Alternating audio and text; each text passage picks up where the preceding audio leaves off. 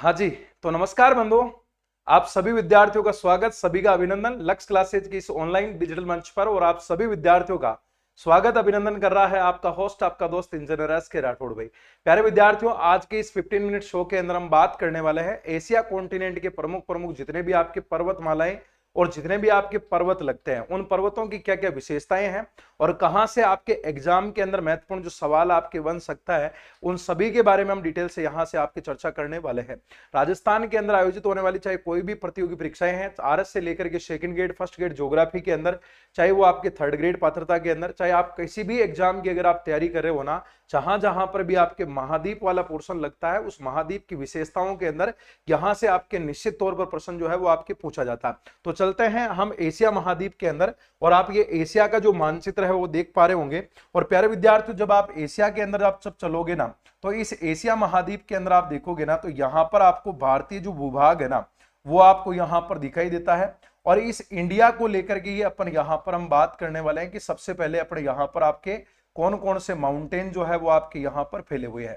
तो प्यारे विद्यार्थियों, इस भारत के अंदर जब आप देखोगे ना, तो यहां पर सिंधु नदी के मोड़ से लेकर के ब्रह्मपुत्र नदी के मोड़ तक जो है ना, एक महान पर्वतमाला जो है वो आपको यहां पर दिखाई देगी।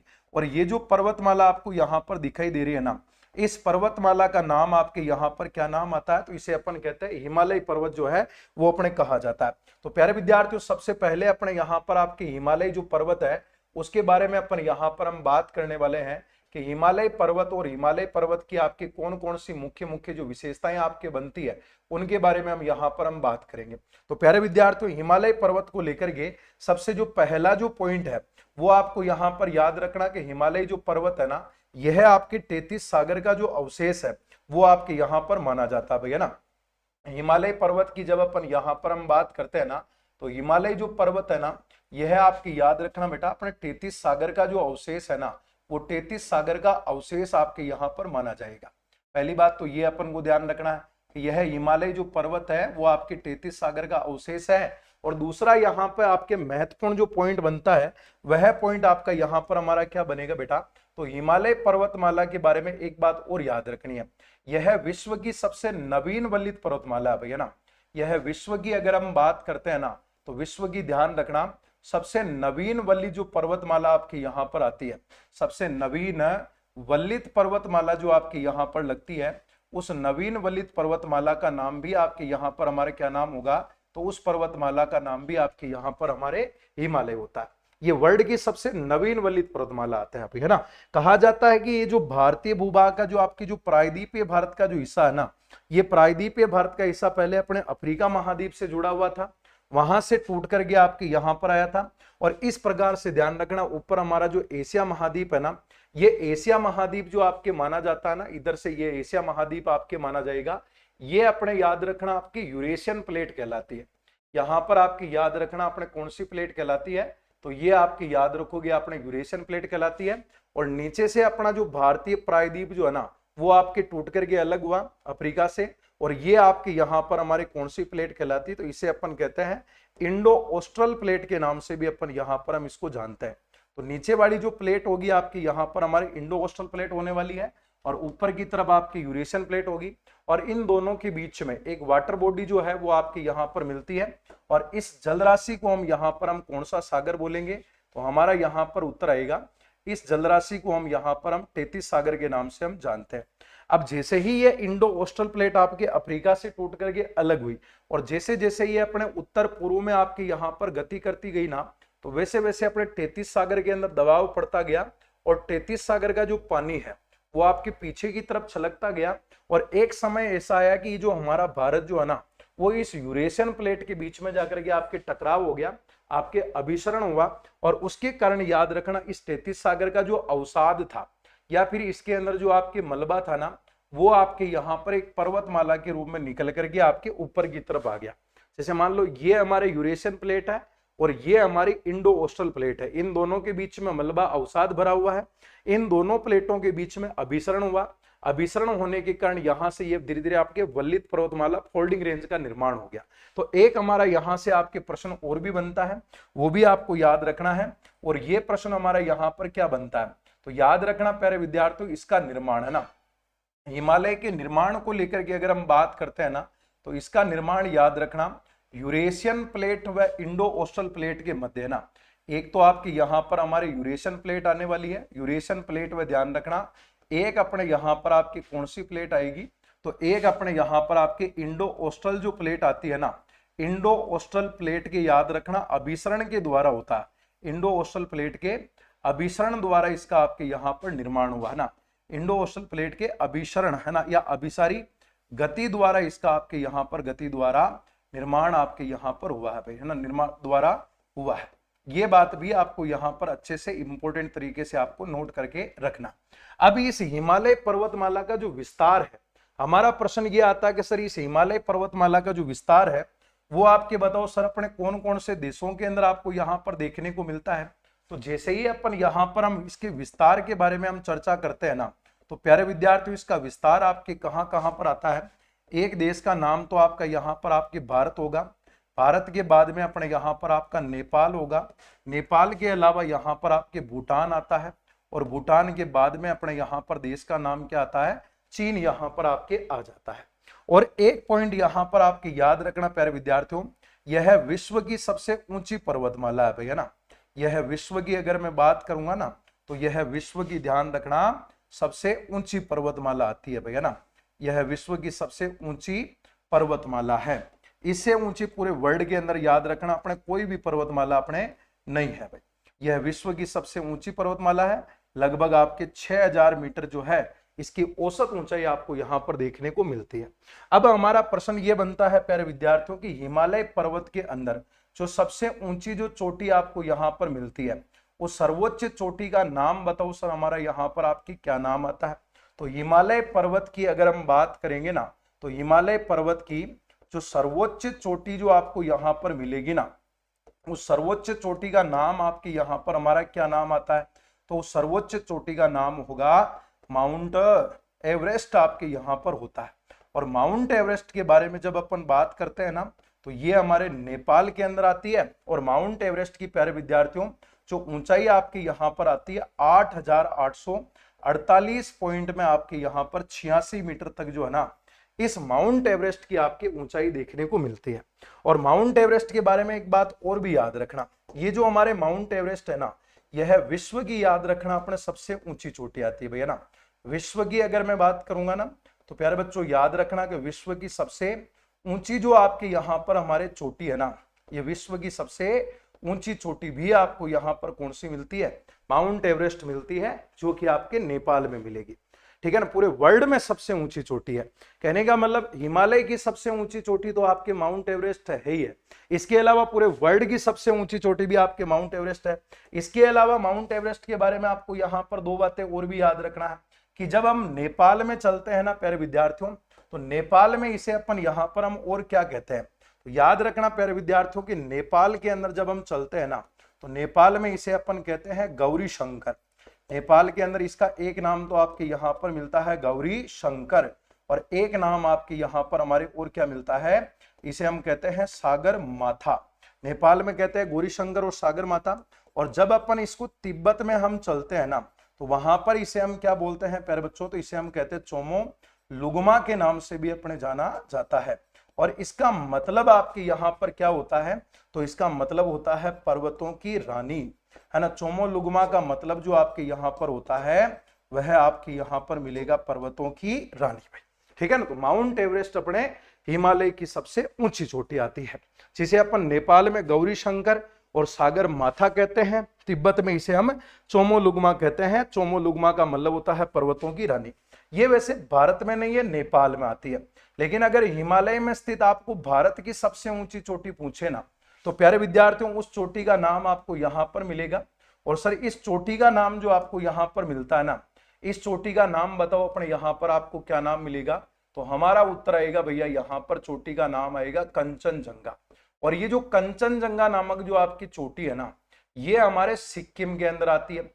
और इसकी ऊंचाई प्यारे विद्यार्थियों 8598 मीटर तक जो है वो आपको यहां पर मिलने वाली है। ठीक है ना, हिमालय में स्थित भारत की सर्वोच्च चोटी है। हम यहां पर यूं लिख सकते हैं भैया कि हिमालय में स्थित, अगर आपको यहां पर यूं पूछे ना कि हिमालय में स्थित, याद रखना हिमालय में स्थित भारत की सर्वोच्च चोटी है। हिमालय में स्थित, ध्यान रखना कि भारत की सर्वोच्च चोटी जो आपके यहां पर आती है ना, हिमालय में स्थित भारत की सर्वोच्च चोटी आपके यहां पर हमारे कौन सी होगी, तो उस चोटी का नाम आता है हमारे कंचनजंगा, जो कि अपने कहां पर आपको मिलेगी बेटा, सिक्किम के अंदर आपको यहां पर मिलने वाली है।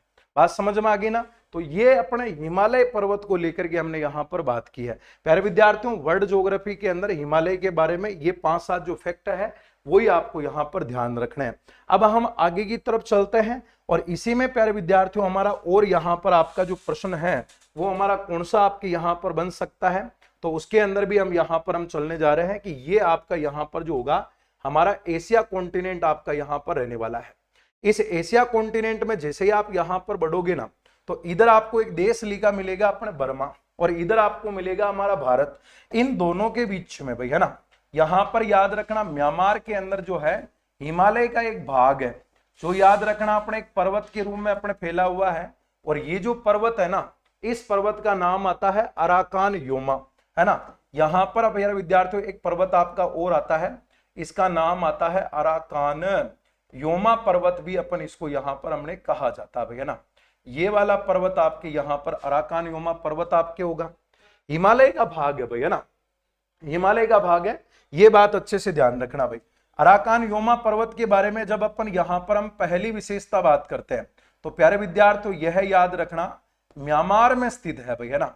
यह अपने कहां पर स्थित है, तो हम यहां पर बात करेंगे कि अराकान योमा जो पर्वत है ना, यह पर्वत आपका म्यांमार देश के अंदर याद रखना हमारा स्थित होता है। इसका जो निर्माण हुआ है ये अपने जो इंडो ओशन प्लेट है और साथ में इधर वाली जो बर्मा प्लेट है, जब हमारा भारत अफ्रीका से टूट करके उत्तर पूर्व में आगे बढ़ा तो एक टकराव तो अपने एशिया से हुआ। तो याद रखना यहां पर आपकी किस पर्वत का निर्माण हो गया भैया, हिमालय पर्वत का आपकी यहां पर निर्माण हो गया। एक तो यहां पर हमने कहा भैया किसका निर्माण हो गया, हिमालय का निर्माण हो गया। और जब इधर आपकी यहां पर बढ़ा और इधर से आपका ये है ना बर्मा वाली प्लेट है, दोनों के बीच में अभिसरण हुआ, तो आपके यहां पर अराकान योमा का निर्माण हो गया। तो कहने का मतलब यह है इसका निर्माण प्यारे विद्यार्थियों अपने किसके द्वारा हुआ है, तो हम यहां पर बोलेंगे इसका निर्माण जो है ना, यानी कि इसका निर्माण याद रखना, इसका निर्माण इंडो ओस्टल प्लेट है ना, एक याद रखना इसका जो निर्माण आपके यहां पर हुआ है इंडो ओस्टल प्लेट तथा ध्यान रखना बर्मा प्लेट के मध्य अभिसरण द्वारा हुआ है, तथा ध्यान रखना बर्मा प्लेट के मध्य अभिसरण से हुआ, बर्मा प्लेट के मध्य अभिसारी गति के द्वारा आपके यहां पर हुआ, के मध्य अभिसरण से आपके यहां पर इसका निर्माण हुआ, अभिसरण से निर्मित है भाई, है ना, अभिसरण से इसका निर्माण हुआ है। ये बात भी आपको यहां पर अच्छे से ध्यान रख लेना है। प्यारे विद्यार्थियों एक हमारा प्रश्न अराकान योमा के बारे में और भी आ सकता है कि सर इस अराकान योमा जो पर्वत है ना, इसकी बताओ सर गुरुजी अपने सर्वोच्च चोटी का नाम बताओ अपने यहां पर आपके कौन सी है। तो प्यारे विद्यार्थियों सर्वोच्च चोटी का नाम आपके यहां पर क्या नाम आता है, तो अराकान योमा पर्वत की सबसे ऊंची चोटी का नाम आता है विक्टोरिया शिखर आता है, जो कि आपके म्यांमार में देखने को मिलेगा। और सर यहां पर आपकी क्या प्रश्न बन सकता है, ये जो हमारा अराकान योमा जो पर्वत है ना, यह याद रखना अंडमान निकोबार और जो हमारा पूर्वांचल हिमालय, देखो हिमालय पर्वत यहां से आपके शुरू हुआ इधर आ गया, फिर यहां से अक्ष संघीय मोड़ लेकर के अराकान योमा के रूप में इधर म्यांमार में आ गया, फिर बाद में नीचे की तरफ ये बंगाल की खाड़ी में अंडमान निकोबार की चोटियों के रूप में ये बाहर निकला हुआ, अंडमान निकोबार द्वीपों के रूप में बाहर निकला हुआ। तो हमारा जो अंडमान निकोबार जो आइलैंड है, जो आपके बंगाल की खाड़ी के अंदर प्यारे विद्यार्थियों यहां पर आपको देखने को मिलता है, ये अंडमान निकोबार भी इसी का भाग है। साथ में जो आप यहां पर पूर्वांचल हिमालय पढ़ते हो, जिसमें आप यहां पर डपला मेरी अबोर मिसमी पटकोई बूम जो आदि आदि जो पहाड़ियां आप पढ़ते हो ना, वो भी कहीं ना कहीं आपके इसी का भाग होता है। तो हम यहां पर कह सकते हैं प्यारे विद्यार्थियों की अंडमान निकोबार एवं पूर्वांचल हिमालय भी इसी का भाग है। यानी कि अपन यहां पर हम क्या बोलेंगे भैया, तो हम यहां पर ये बोलेंगे प्यारे विद्यार्थियों की अंडमान एंड निकोबार, है ना, अंडमान एंड निकोबार द्वीप समूह है, अंडमान एंड याद रखना निकोबार द्वीप समूह है, अंडमान निकोबार द्वीप समूह है, तथा पूर्वांचल हिमालय भी इसी का भाग है। तथा ध्यान रखना पूर्वांचल हिमालय की जब हम बात करेंगे ना, तो पूर्वांचल हिमालय भी याद रखना, हिमालय भी इसी का भाग है भैया ना, भी याद रखना इसी का भाग है। अंडमान निकोबार भी इसी अराकान योमा का आगे बढ़ा हुआ भाग है, और साथ में पूर्वांचल हिमालय भी ध्यान रखना इसी का भाग है। सर और हमारा यहां से क्या प्रश्न बन सकता है? एक प्रश्न प्यारे विद्यार्थियों ये प्रश्न बन सकता है कि ये जैव विविधता की दृष्टि से धनी प्रदेश है भैया ना, यह जैव विविधता की दृष्टि से समृद्ध प्रदेश है। यानी कि याद रखिएगा प्रश्न हमारा यहां पर आपकी क्या बनेगा, तो प्रश्न यहां पर यह बनेगा कि यह जैव विविधता की दृष्टि से धनी है भैया ना। जैव विविधता जो आपकी यहां पर पाई जाती है, बायोडाइवर्सिटी, जैव विविधता की दृष्टि से धनी है भैया ना, जैव विविधता की दृष्टि से धनी है ना, जैव विविधता की दृष्टि से धनी है। विश्व के 36 हॉटस्पॉट में शामिल है भैया ना। विश्व के अगर मैं बात करता हूं ना, तो विश्व के याद रखना 36 हॉटस्पॉट के अंदर ये आपके शामिल जो है ना, वो है भैया ना, हॉटस्पॉट में शामिल है। ये जैव विविधता की दृष्टि से आपका धनी प्रदेश है, और साथ में आपको यहां पर याद रखना कि विश्व के 36 हॉटस्पॉट केंद्रों के अंदर भी आपको ये शामिल मिलने वाला है। तो हिमालय का ही भाग है, जिसे अपन कहते हैं अराकान योमा पर्वत भी आपके कहा जाता है, ठीक है ना। तो ये हिमालय का ही एक भाग जो है ना, वो आपको यहां पर देखने को मिलेगा। प्यारे विद्यार्थियों, एक पर्वतमाला आपको यहां पर अरब सागर से निकल करके बंगाल की खाड़ी, अगर अरब सागर से निकल करके भारत के अंदर राजस्थान, गुजरात, हरियाणा और दिल्ली तक आपको यहां पर देखने को मिलेगी, ये पर्वतमाला है, ठीक है ना। और इस पर्वतमाला का सर क्या नाम होगा? तो प्यारे विद्यार्थियों, इस पर्वतमाला का नाम आपकी यहां पर हमारी कौन सी पर्वतमाला होगी? तो इसे अपन कहते हैं अरावली पर्वतमाला जो है ना, वो आपके यहां पर कहा जाता है। अरावली पर्वतमाला की विशेषताएं क्या क्या होगी भैया? तो पहली विशेषता तो याद रखना भैया कि यह गोंडवाना लैंड का अवशेष माना जाता है। अरावली पर्वतमाला जो है, यह ध्यान रखना, यह गोंडवाना लैंड का अवशेष आपके यहां पर माना जाता है भैया ना। पहली विशेषता याद रखना कि अरावली पर्वतमाला जो होगी ना, यह हमारे गोंडवाना लैंड का अवशेष माना जाता है भैया ना, गोंडवाना लैंड का अवशेष है भैया, ठीक है ना। अरावली अपने गोंडवाना लैंड का अवशेष है। और दूसरी विशेषता आपको याद रखना है कि इसका जो निर्माण आपके यहां पर हुआ है, वो निर्माण बताओ भैया अपने कौन से काल में हुआ है? तो इसका निर्माण हमारे यहां पर आपके प्री कैम्ब्रियन काल में हुआ है। निर्माण कौन से काल में हुआ है? प्री कैम्ब्रियन काल में। याद रखना इसका जो निर्माण है ना, वो आपको यहां पर देखने को मिलेगा। गोंडवाना लैंड का अवशेष है और इसका निर्माण प्री कैम्ब्रियन काल में हुआ है। अगली विशेषताएं और आपको याद रखना है कि यह विश्व की सबसे प्राचीन वलित पर्वतमाला है। यह विश्व की, याद रखना, सबसे प्राचीन वलित पर्वतमाला, विश्व की सबसे प्राचीन वलित जो पर्वतमाला है ना, प्राचीन वलित पर्वतमाला ध्यान रखना आपको यहां पर मिलने वाली है भैया ना। विश्व की सबसे प्राचीन जो वलित पर्वतमाला है, उस पर्वतमाला का नाम भी आपके यहां पर अरावली होगा, और वर्तमान में अवशिष्ट पर्वतमाला के रूप में है भैया ना।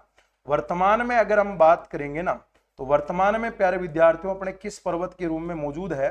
तो वर्तमान में अवशिष्ट पर्वत के रूप में मौजूद है भाई, पर्वत के रूप में है। ये बात भी अच्छे से आपको यहां पर ध्यान रख लेना। अब आप बोलोगे सर कि हम तो राजस्थान ज्योग्राफी में तो बड़ा डिटेल में हम जाते हैं कि अरावली राजस्थान में 3 भागों में है, उत्तरी अरावली, दक्षिण अरावली, मध्य अरावली। और अगर हम और डिटेल में हम जाते हैं तो इसकी प्रमुख चोटियां, अलग अलग इसकी पहाड़ियां, हम सब कुछ पढ़ते हैं। आपने तो यहाँ 3 लाइनों में खत्म होगी, तो भैया वर्ल्ड लेवल पर इतना ही पढ़ा जाएगा ना।